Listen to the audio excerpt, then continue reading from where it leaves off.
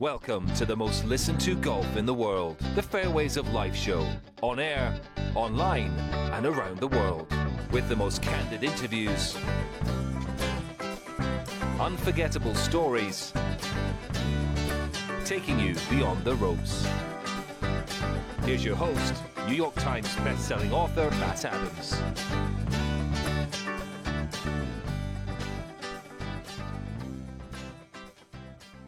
Treasure. That is Pinehurst number 2 that you were looking at in all its glory. Host site, of course, this week for the 124th U.S. Open, as we welcome you from wherever around the world that you are joining us today. Matt Adams here with you. I'm joined by Tom Pashley, the president of the Pinehurst Resort. It is so good to see you. I have to ask you, Tom, I'd ask you how you're doing anyway, but this week, are you getting any sleep? Last night, not so much. I had visions of the World Golf Hall of Fame inductees bouncing through my head. It's an incredible week, and I don't need a lot of sleep. I'm on adrenaline. It's so cool. And the ceremony for the World Golf Hall of Fame induction, I assume you feel the same way. It represented so much more. I mean, it was in its own right, it's incredible. Being here right now where we are at the Carolina Hotel, you can see people coming and going behind us. Everywhere you turn, there's a Hall of Fame. Tom Kite having coffee over here. Pat Bradley going for workout at the gym. Jay Monahan was getting coffee this morning. Seth Waugh walked by on his way to the gymnasium. It's incredible what you have assembled.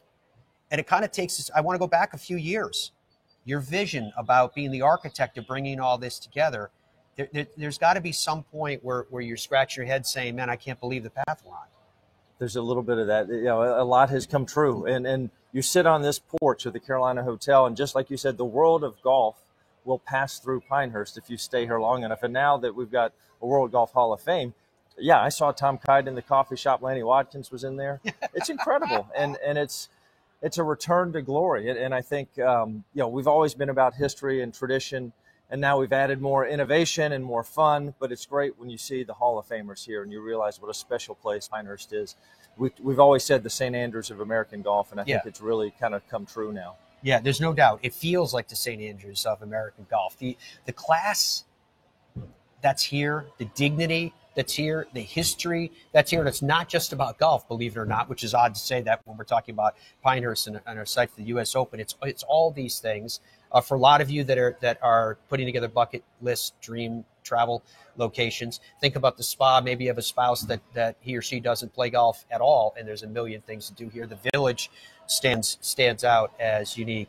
You have so many different things, but what I guess I was alluding to before too, Tom, in being so incredibly proud of you and the Pinehurst Resort is you don't rest on your laurels. There's always something new. People are coming here from all over the world. We have a lot of repeat guests, and we love to surprise them with something new. And it's funny, you talk about Pinehurst has changed a lot over the last 20 years. And if as an outsider, I'd be like, hold on a minute, don't change anything. I love Pinehurst the way it is. But all of the change that we've made, whether it be the Cradle, Thistledew Putting Course, Pinehurst Brewing Company, it's all been additive. You know, much has been added while nothing has been lost. And so, well put. And we're fortunate to be owned by a family, the Dedman family, who have a long-term vision of what they want Pinehurst to be. They're not, short-term thinkers. They're in this for the long haul. They've owned Pinehurst since 1984. So their vision and their patience has allowed us to do some of this long-term planning that you're just now beginning to see the fruits of that labor. Now, for those of you that are watching us, obviously you're watching a golf show from wherever you are around the globe. You guys have added to the portfolio the golf courses here that are all majestic and really fun. If you're planning a trip to the Pinehurst Resort, I would encourage you to try some of the courses that you might not have thought about right out of the gate. You'd be amazed at the quality of golf that you're going to find. But you have now a new offering in the mix. 9 wasn't enough. Who knew? We're in double digits now. Pinehurst number 10. Opened in April, Tom Doak's golf course, 4 miles from here. And it's a beautiful complement to what we already have. Number 2, and everybody will see this week, the repellent nature of those turtleback greens. And the fun thing about number 10, one, it's a lot of elevation change, a lot of width off the tee. But then these green complexes, there's 9 of them that have a portion of the green that feeds the ball more towards the hole. So you get the ball on the ground, you get it rolling. It's not going to be ricocheting violently away from the green, it might actually get fed a little bit more towards the hole. And so, you want variety when you take a golf trip, when you go to a destination like this. And number 10, I think, is now adding a lot of variety to the Pinehurst golf offerings. Absolutely love that. Of course, we were here a few years ago talking about number 4 as well. And number 4 has its own unique merits. To an extent, you actually arguably have multiple golf courses that could pretty much host whatever they wanted to. Is that fair? Number 4 was a co-host of the U.S. Amateur in 2019. The final round, the final 36-hole round, they played the morning match on number 4, the afternoon match on number 2. So, yes, we do have championship golf between number 2, number 4, number 8, number 10. That's a lot of numbers here at Pinehurst. But then there's fun golf as well. The Cradle. Number 3, you mentioned, play the other courses. Number 3 is a 5,200-yard golf course. It's got the turtleback greens. It's short enough to tempt you into doing some silly things. That you have a hero opportunity, or you might snap at OB. There's just a lot of variety, and we're seeing people coming in record numbers, and they're loving it. I love to hear that they're coming in record numbers too. Just before we move on from, because you mentioned the Cradle a couple of times, in case there's somebody watching from wherever they are, could you explain to us what the Cradle is and why you did it? Yeah, the Cradle is a 9-hole short course. That the word that you think of is fun. The Cradle is all about fun. It's a great place for beginners. It's a great place for families. It's also a great thing for a scratch player to see what they can do. So it's a 9-hole. It takes about an hour to play. You could take 3 clubs. 60 yards is the shortest hole. 120 is the longest. And so you just go out there with a smile on your face. We have a little turn stand, a bar at the 3rd hole, and you come back at the 8th hole. We play music. People play barefoot sometimes. And so the Cradle, I think, did as much to redefine who Pinehurst is as anything. But with trophies and plaques, we're a place that you can take yourself really seriously. But the Cradle is a place you go and have fun. And I think the Cradle has done more, like I said, to redefine fun at Pinehurst than anything we've ever done. When I was talking to Tom Kite this morning, and I'm not trying to name drop, they're everywhere because of the Hall of Fame. And he was saying something to me that I thought that was really interesting, which speaks to your vision. He said, having a Hall of Fame here now is different. It's not a destination that you have to go to. You're at your destination. It's Pinehurst Resort. And maybe you play your round of golf. Maybe it's before you go and play the Cradle and kick off the shoes or the flip-flops or after. But the Hall of Fame is right there. Why not take a couple of hours and tour through it? I just love the way that he was presenting that as what a perfect way to spend a couple hours in the afternoon. I mean, it just makes perfect sense. Yeah. It's from the Carolina Hotel to the country club is about a half a mile, and the Hall of Fame sits between the two. And so it is on the flight path, if you will, of the golf journey when you come to Pinehurst. And so, yes, there's hundreds of thousands of golfers who come to this area. And I love what he said. It doesn't have to be a destination now. You come, and it's just an enhancement to your stay that you already had planned. And so we're excited to have it right here on our campus. I think they did a great job with the lockers, the memorabilia. You could spend half an hour there, or if you spent 5 minutes on each locker, you could spend the whole day. Yeah. It's gorgeous. I love what they did. Now, I'm gonna hopefully you can see it in the monitors we have here, because we are broadcasting obviously live outside. But I want to run some video of Pinehurst number 2, because we've had so many occasions, honored to have had your presence and talk about number 2 from the early days of the Core Crenshaw renovation to where we stand now. Could you talk about the golf course in terms of its growth, its development, and it as a stage for the U.S. Open? Yeah, it has really evolved a lot. Before Core Crenshaw did it, all that sandy wiregrass area that you're seeing might have been just manicured Bermuda grass, and it gave the player a very predictable situation if they missed the fairway. Now, and especially as it's evolved, if you miss the fairway, you have a 250 to a 330-yard walk filled with suspense, wondering what you're going to find. Is it going to be a hard pan green light, or are you going to be, hovering 2 inches above the ground in a wiregrass plant? There's a lot of randomness to it. And it truly is, it's beautiful to look at. It's the sandhills of North Carolina, the scrubby pine forest that Ross found when he came here. And so I think in 2014, the last U.S. Open, it was new. The plantings hadn't really matured. Now there's been a lot of maturation. The additional grasses that are in there have matured. And so it just is a very unique, and it's a very Pinehurst style of golf, and we're super proud of it. That Pinehurst style of golf, of course, has been demarcated as an anchor site for the U.S. Open. What does that mean to you? What does that mean to the resort to know that you're going to have the U.S. Open here of whatever variety, men's or women's, moving forward? There's so many things to it, Matt. The first thing I thought of, as you said it, is we're going to have a different champion basically for every generation of golfers. My son is 17. He loved Ricky Fowler when Ricky played here in 14. But who's going to win in 24 and 29, 31? There's going to be a champion for every generation that's going to be growing up, and they're going to have a reason to aspire to come to Pinehurst. That's one. It's also validation of our stature in golf and what Pinehurst means to the golf world.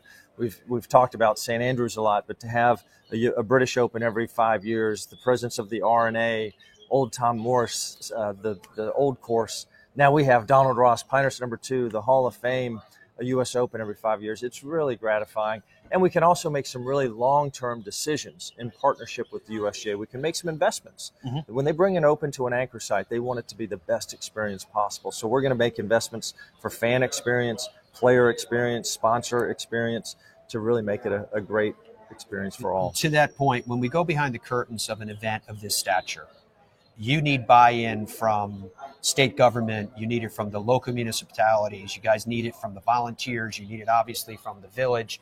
How has that been, bringing all those hands together at the same table?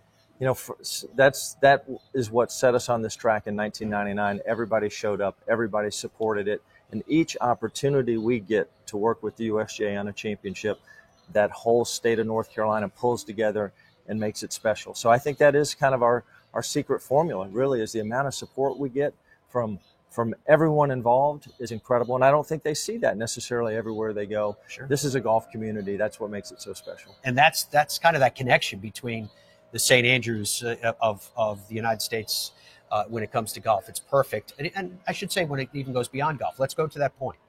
Let's sell the dream for a second. There are people watching us, and there will be millions, and it will reach billions over the course of the next week, that are going to see this and go, I got to go there. I want to go there. Could you talk to us about, you gave us a little sliver of it when we talked about the Cradle, but what the experience is like to come here either with your spouse or come here with a buddy trip or come here with a larger group? Yeah, what we hear from people is they didn't realize how turnkey it is. You know, it's so convenient. 5 golf courses start from one clubhouse, and the mm-hmm. Cradle is there as well. So you can go to one place, spend your whole trip there, or if you're going to go out to number 8 or number 10, it's just a 15-minute shuttle ride. Yeah, and so it's a turnkey experience that's low stress. People come here oftentimes on a buddy trip, and then they see the spa, they see the village, and say, wow, I could come here with my family. I didn't realize you had all of this stuff. And so that's when a light bulb goes off. People also see a charming town with residents and homes, and they begin to dream about, man, maybe I could actually retire here. So it is a wonderful destination. I've been here 28 years, as you know.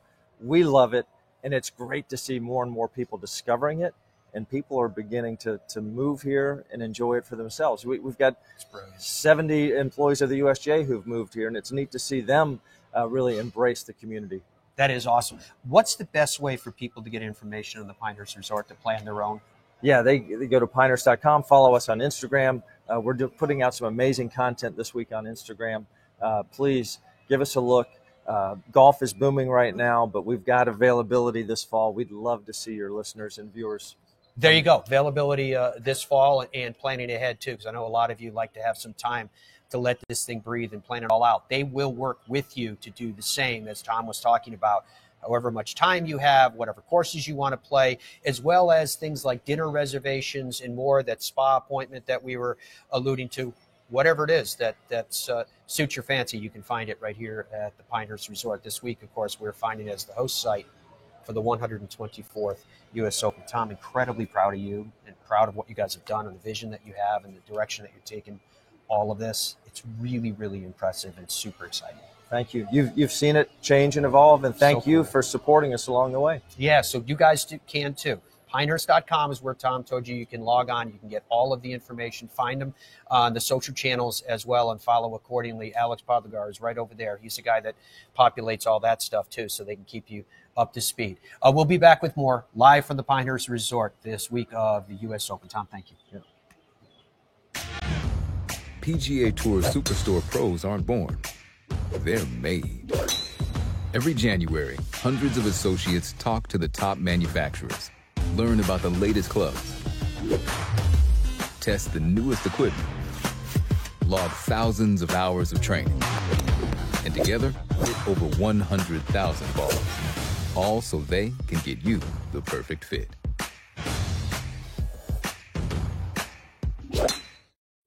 In Ireland, golf is more than just a game.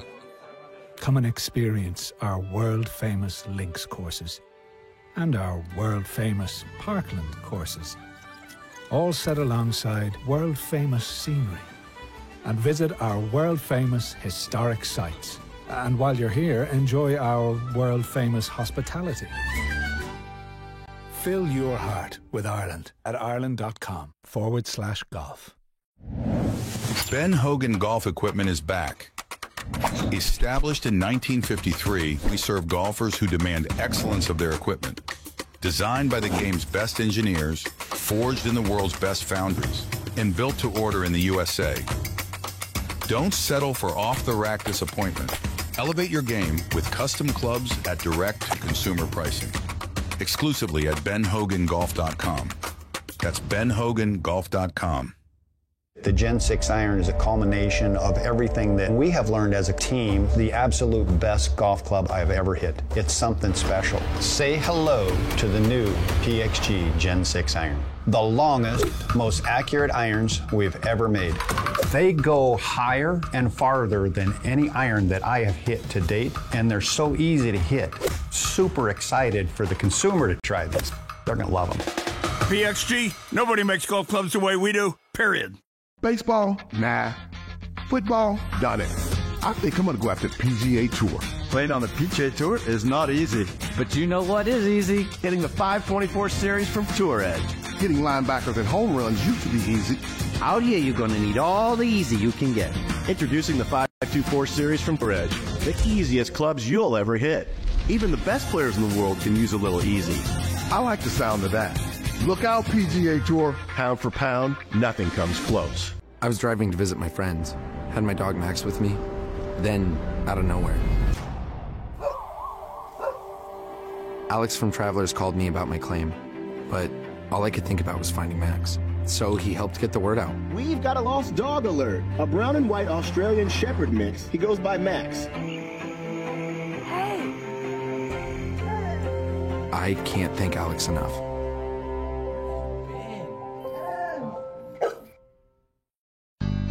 Welcome to the most listened to golf in the world, the Fairways of Life show, on air, online, and around the world, with the most candid interviews,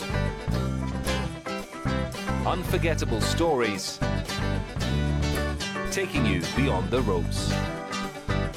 Here's your host, New York Times best-selling author Matt Adams. Absolute delight to have your company, folks, as we broadcast to you live from this right here. National treasure, paradise such as it is, the Pinehurst Resort, host of this 124th U.S. Open. We are delighted to open the show today with Ben Coles, one of the competitors in this U.S. Open. Ben, good to see you, my friend. How much you had a chance to see the golf course? What are your thoughts in terms how it sets up for you? Love it. Growing up in Cary, North Carolina is not too far from home. So, having this week off, I wasn't in the Memorial. So I flew home on Wednesday night and came here Thursday, Friday, played a couple rounds, took Saturday off, hung out with the family, and came back Sunday. So, I've already knocked out like 45 holes or so. And whoa. Yeah, but that was, last week. I didn't even do anything yesterday. Just some practice yesterday. I'll play 9 today and 9 tomorrow. So nice, easy, light, activity kind of heading into the week. Obviously, with the week upon us, the conditions are going to be different than what you faced in some of these prior rounds. But I am curious about how you feel the golf course sets up to your eye from tee boxes and shots. It's so beautifully Donald Ross and now Corin Crenshaw renovated. I think it shows you exactly what's out there. What does it tell you? Yeah, no, it's great. I mean, like you said, it was a little soft. The greens were a little soft last Thursday and Friday. So, that's why I kind of waited. Didn't do much yesterday. They had some rain, I think, Sunday night. It was good to get a 9 in today, 9 in tomorrow. Hopefully, see the conditions a little more like they're going to play during the tournament. It's a great golf course. I really like I played it before they had the changes and after as well. And I really like how it looks right now. You're the first one I've talked to that's played the golf course recently. How has the love grass grown in? What is it once we get off the perimeter of the fairways? Yeah. So I think they doubled or tripled all the little grasses that were in there. So there's a ton of it in there, but I'm not sure how penal it's going to be. I feel like you have to get unlucky to not be able to hit a shot up by the green. It might be the key thing is, of course, with Pinehurst greens, it's going to be very difficult to control it and maybe stay it on the green. I do feel like you'll be able to, for the most part, get it up there. But in terms of like having to chip out or really being stymied, I think my guess would be about 25% of the time. So still a harsh penalty if you can hit it in Fair enough. When you get up around the greens, how tight are the lies? What are you doing in terms of bounce and sole on your wedges to get up and down? Yeah. They're very tight. And I would imagine with, getting even firmer and faster throughout the week. Honestly, I've been putting a lot. Makes sense. Keimer obviously did a pretty good job. It's a proven formula. Yeah. And in 2014. So, they roll really well, I think. Hitting, obviously there's certain spots that you just really want to avoid. Obviously long on most of the holes is no good. I think it was nice to get all that prep done kind of early, late last week. And, just kind of enjoy the course of the day, see how the bunkers are feeling, see how the greens are rolling. I really think even coming here Sunday, I feel like they've had the greens, I was like, man, they were a little soft, but they are running super fast. I'm not sure how much faster they can get them. And like I saw Wyndham had a little comment yesterday in his presser about being borderline. I think it's going to be awesome. I think I saw a good tweet yesterday too. I forget who it was. Maybe it was Michael Kim, and he said, they've instead of going like slow and then getting progressively faster throughout the week, it's almost like they kind of start pretty fast, and so then they can kind of control the speed throughout the week. A little sip of water here and there, just exactly if they can maintain it. And just out of curiosity, because we started down this road, what are you doing in terms of your wedges this week? Are you going any lower bounce or anything like that? No, I mean I have a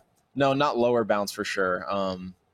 Because it's still pretty grainy. I mean, most of the spots are a little into the grain, once they roll off, because it's all obviously kind of down grain running away from the green. So no, I kept everything the same that I have. I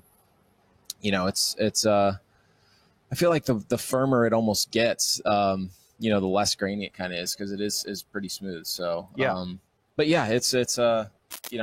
that's what Pinehurst is made of, those turtleback greens, and it's going to be a fun challenge. It's awesome. All right, so you were saying that you're comfortable with where you are. You're comfortable that you hit the shots when you need to hit them. Is that an ascension? Is that an evolution? Is that a maturity for a player that when you get to that position to say, this is my time? I think so, yeah. I mean, you kind of keep putting yourself in those positions throughout your career, and it's just kind of all about learning. I feel like I've just done a really good job of, taking all the experiences I've had and kind of, figured out a way to really kind of prepare going into tournaments. And it's certainly didn't have it so much at the beginning of this year, but, I feel like I figured some stuff out and found some stuff that's kind of helped, and that's really helped. Ben, tell us about your pathway to get here to Pinehurst for the U.S. Open. Yeah, having a great year last year on the Korn Ferry Tour, and securing that #1 spot was pretty huge, and got me into the Players and U.S. Open. Obviously, being close to home where I kind of grew up, it's pretty special. So, just looking to enjoy the week. Super excited, and it's gonna be awesome. We're excited for you too. Before we let you go, though, I do want to ask you about your sponsors. I can see physically some of them that you have on you. You want to go through that? Yeah, absolutely. Stitch, they've been a great partner of mine this year. They kind of based out of Cary, North Carolina, where I grew up. Dreamfinders Homes and Adams Cable Equipment. That's over here. Over here, Ace Adams. Yeah, Adams Cable Equipment. And Titleist and FootJoy have been big sponsors throughout my career. So can't thank them enough. Before I let you go, because I tell you guys this all the time, you guys being defined by tour players, that you're in a position where you inspire people. You're living the dream that many people have. What message do you have for people that are harboring their own dream? Keep believing. That's it's something you really got to dig down and truly believe within yourself. And I think that's the greatest thing you can keep doing. And just keep fighting for what you believe in and what you want to accomplish. You got to put it out into the universe if you want it to happen. And that's kind of where you got to start. Words to live by. Ben Cole, good luck this week, my friend. Appreciate it. Great to see you. We'll be back with more in the Fairways Life Show right after this. I got ball fit in 2000 and went on a little run.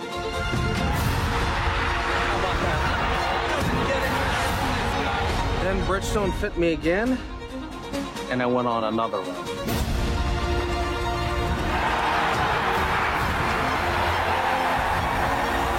I just got fit again for the new Tour BX. The ball fitting's been helping me. Will it help you? Boyne Golf provides the ultimate world-class golf destination with 10 championship-caliber courses spanning 3 resorts. Centered in Michigan's northern Lower Peninsula, the courses are the products of some of the game's masters, including Robert Trent Jones Sr., Arthur Hills, and Donald Ross. From the all-inclusive vacation packages, elite instruction with the Boyne Golf Academy, tournaments, and so much more, Boyne Golf truly offers an unrivaled Michigan golf vacation experience. Just log on to BoyneGolf.com. This year, treat Dad like a pro and get him what he actually wants: better golf. Golf Forever will give Dad the same coaching and tools the pros use to move their best, swing their best, while staying pain and injury free. The best gift you can give Dad is one that makes his time on course worth it: the ability to play golf at his highest potential, forever. Golf Forever. Play without limits. PGA Tour Superstore pros aren't born. They're made. Every January, hundreds of associates talk to the top manufacturers, learn about the latest clubs, test the newest equipment, log thousands of hours of training, and together, hit over 100,000 balls, all so they can get you the perfect fit. What if we started a company and the company was under no time constraints, no financial constraints? The one constraint is their clubs had to be exceptional performers and much better than any other alternative. I was told time and again it'll never work. It worked like a house of fire. And I'll tell you what, I think our customers love it. BXG, nobody makes golf clubs the way we do, period. Stride by Zero Friction, the first of its kind personal caddy. Walk in comfort and style with Stride's remote and follow me technology. The Stride handles almost any terrain, and its 54-hole range will last all day. The lightweight design and removable front wheels makes it simple to handle. Plus, it easily fits golf carts. Pick up your Stride today at a local PGA Tour Superstore near you or at zerofriction.com/Stride. Stride, your personal caddy. Welcome back as we broadcast live in the Fairways Life Show from the Pinehurst Resort. Matt Adams here with you.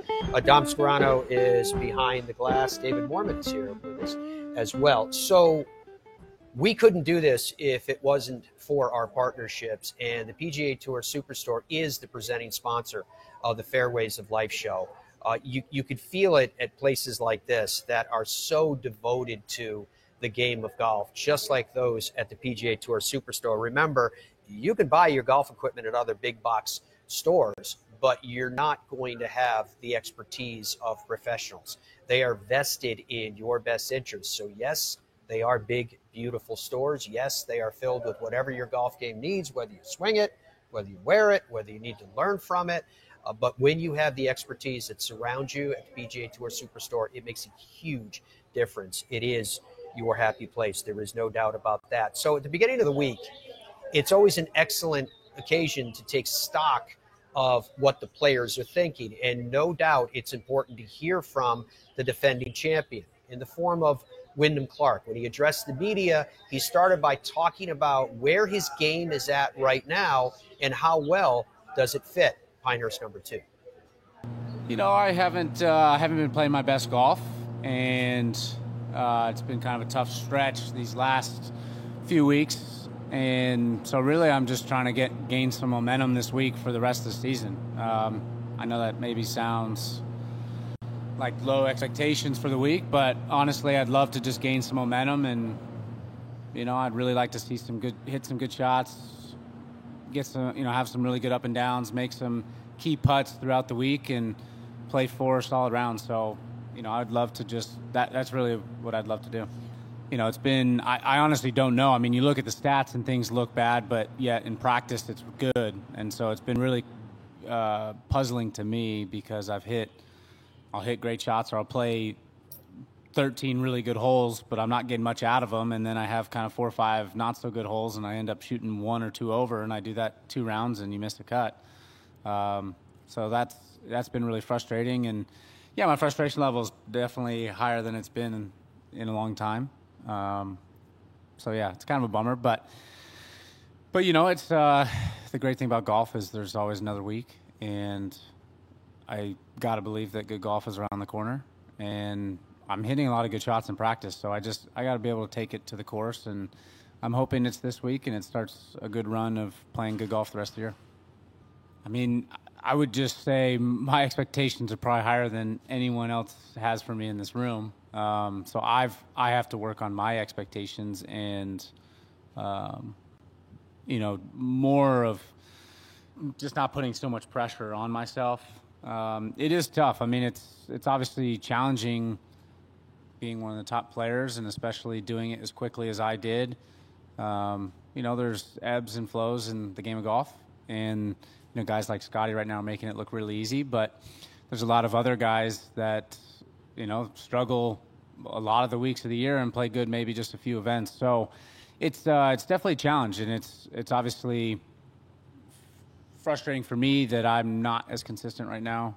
And I mean, I've been kind of bummed as of late just with my game, but I'm always reminded when I get on these practice tees and I play practice rounds and I hit good shots and I'm still doing a lot of good things in practice, makes me feel like I'm not far. It's just bringing it to competition. Yeah, I mean, I assume you're alluding to some recent events. That's obviously a very sad and tragic situation that happened. And, the unfortunate thing for what we do is it's so lonely and it's very difficult. And too often, I think players, including myself, get tied up so much in score and outcome. And the game of golf is so frustrating and so hard. And there are those really lonely times when you miss a cut and you throw your clubs in the car and you drive off and you're very pissed off. So yeah, I mean, it's obviously on TV, they typically show the guys playing great and the game seems awesome, but in reality, I'd say 80% of the field storms off pretty pissed off after a lot of the rounds. So that's just the nature of our game, and that's why it is such a mental game. And as I've played it more and more, I've learned that, there's so many different skill levels out here, and the difference between, I think, the guys that really make it and enjoy the game and have a long career, they just are better mentally than everyone.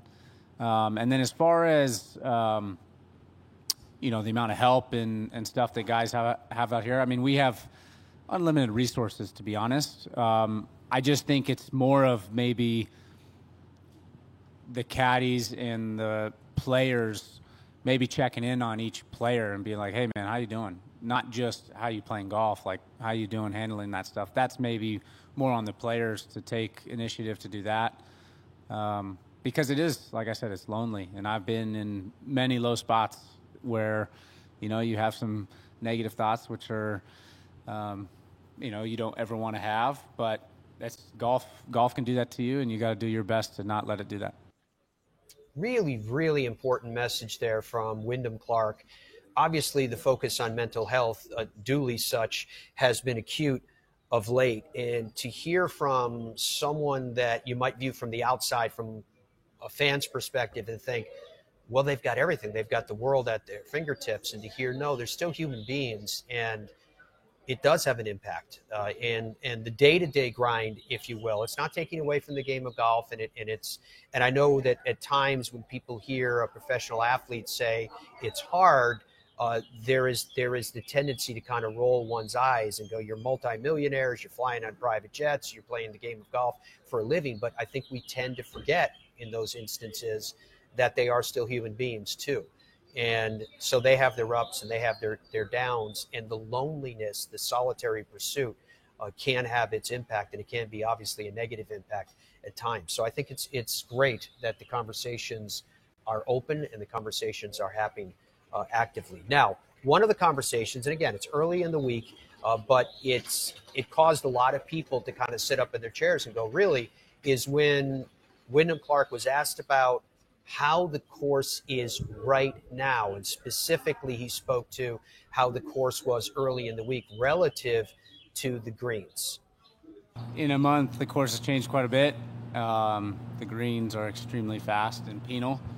And, you hit it on the green and you're still, the hole's not done. I mean, I was just amazed how fast the greens are. But the course is in great shape. It was very fun and delightful to be out there on the back nine today. Yeah, I mean, they are extremely fast. If they get any firmer and faster, the greens they'd be borderline, and they already are borderline. So, but yeah, as far as practicing, I mean, the biggest thing is where you leave yourself on the greens. And so, today I went with my caddy and we're really charting to certain pins, like we'd rather be here than there. And sometimes that almost could mean, not that you're ever trying to miss the green, but you're airing towards the easier up and down. And then, I mean, you got to play a lot of break on these greens. And so when we're hitting lag putts and even short putts, you have a 10-footer downhill, down grain, and normally you're not more than 4 or 5 inches outside the cup on most greens, and here you're maybe playing 10 to 12 inches just so that you're not getting below the hole and haven't run away. So it's really a lot of practice, and that's going to be what we're going to focus on a lot. We did today and these next few days to get ready. Yeah, I mean, the grain, I don't know if it affects maybe the break of the putts as much on these greens because they are cut so tight that the grain's not grabbing it. It's more the speed. So when it looks really shiny and it's down grain, let's say the greens are 13 right now. I think down grain they're 15 or 16. They're like significantly faster. And then into the grain, it's not affecting it that much. So it goes from a 13 on the stimp to maybe only a 12 in my mind. So every putt is fast. And I've found myself hitting uphill putts 6 feet by and then hitting downhill putts 6-7 feet by. So and it was a common theme in our group. I mean, multiple guys putted off the green, multiple guys hit putts. They're like, oh my gosh. So it's definitely the defense right now is the greens.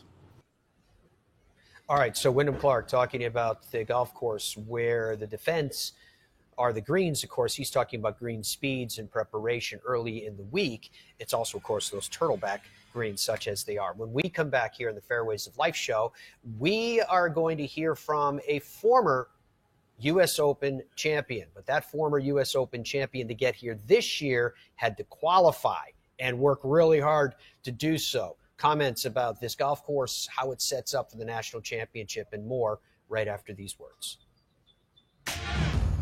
PGA Tour Superstore pros aren't born. They're made. Every January, hundreds of associates talk to the top manufacturers, learn about the latest clubs, test the newest equipment, log thousands of hours of training, and together, hit over 100,000 balls. All so they can get you the perfect fit.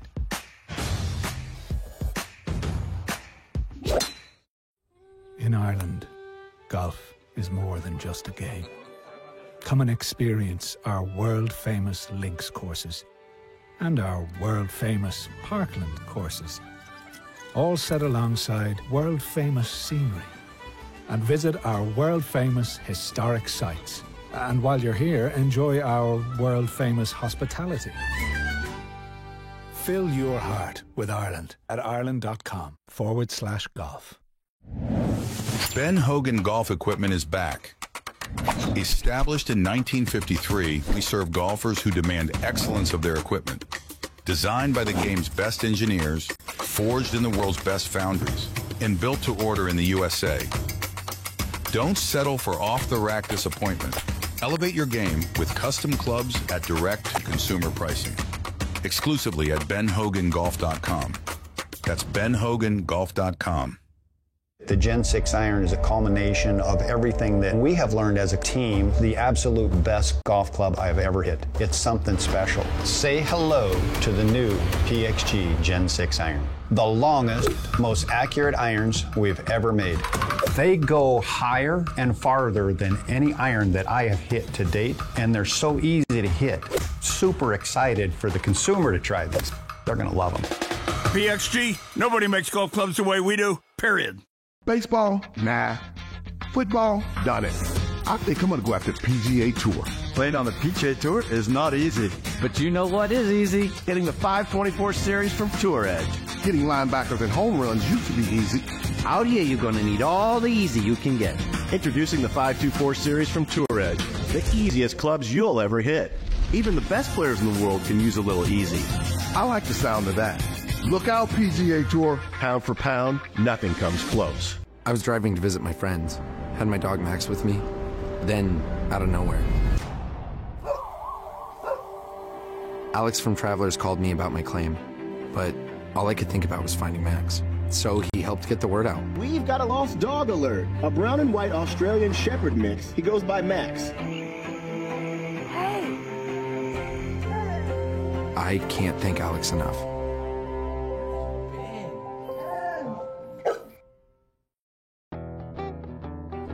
Obviously, this was an important U.S. Open to get to for Webb Simpson, being, living here in the state of North Carolina and getting to Pinehurst number 2, get back to Pinehurst number 2 for this U.S. Open, the 2012 champion of the same. But to get here, he had to qualify. When he addressed the media early this week, he had a chance to talk about what it was like to be here, what this venue is like to host the national championship, and more. Here is Webb. So this place is my favorite place. I grew up coming here from Raleigh. It was just a short drive. And my dad built a home here. I think probably I was 12 years old. And so most weekends, middle school, high school, we'd come up and play at the Country Club in North Carolina. I played countless Donald Ross Jr. championships, North-South juniors, North-South amateurs. So I love Pinehurst. We spend a good amount of time here. We're here a couple weekends a month as a family. And so this one was one that I really, really didn't want to miss. It was a little harder getting here than normal for me. I had to go qualify, but last Monday was super exciting and satisfying to get through and to come here and compete, because this is a golf course that I feel like I know really well, I feel comfortable on, and I just didn't want to miss the U.S. Open in my backyard. Pretty typical U.S. Open in the sense that par is a great friend to you all week. It's a brutally hard golf course. I think what Martin Keimer did in 2014 was incredible. And I think if you take out his winning score, in second place that year and the previous 2 winners, it was somewhere right around even or 1 over or 1 under. And so I don't foresee anybody doing what he did then. You never know, because guys are so good, and we have Scotty Scheffler playing this week. But it's very long, and there's no let up. You have to be incredibly disciplined. You have to accept 30-footers all day, and that's something that I feel like is a strength of mine, is to not get greedy. I've never been an overly aggressive player, so I'm looking forward to that challenge. It's certainly going to be a big challenge.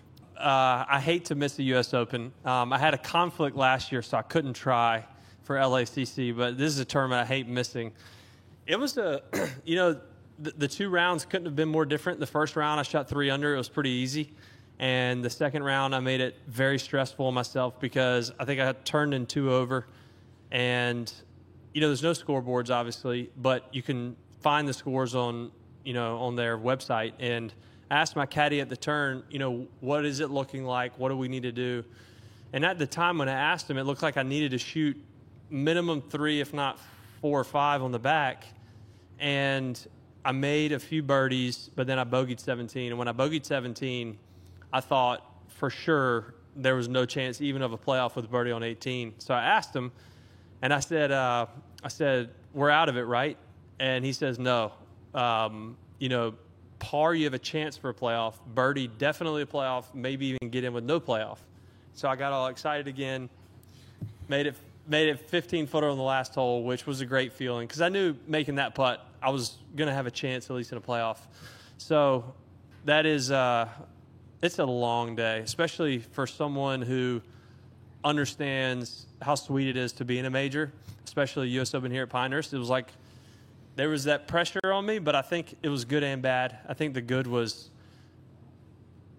it allowed me to really take the qualifier serious, do my prep work beforehand, and don't take it for granted. And, you know, I'm so happy.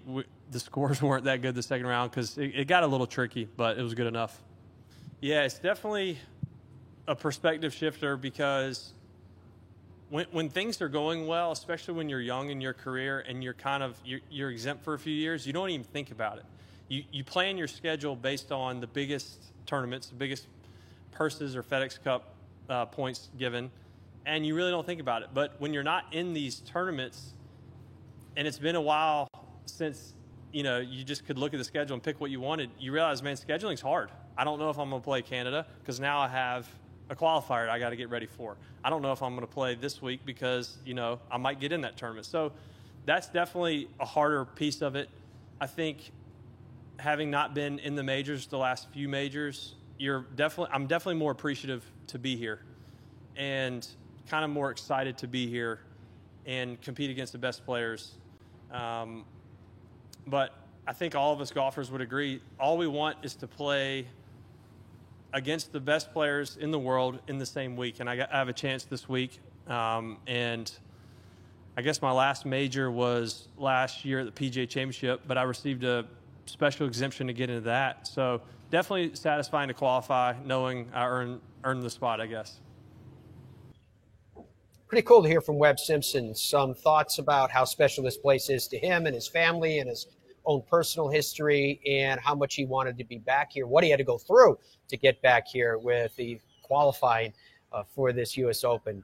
It is incredible to be here. I can tell you it is a very, very special place here at the Pinehurst Resort. Whether we were here for this 124th U.S. Open or whether we were just in here to enjoy everything that this resort has to offer, I would go beyond just the United States. I will tell you that of all the places that you can go to for the game of golf and to be immersed in the same around the world, this stands out as one of the top places anywhere. It is that special.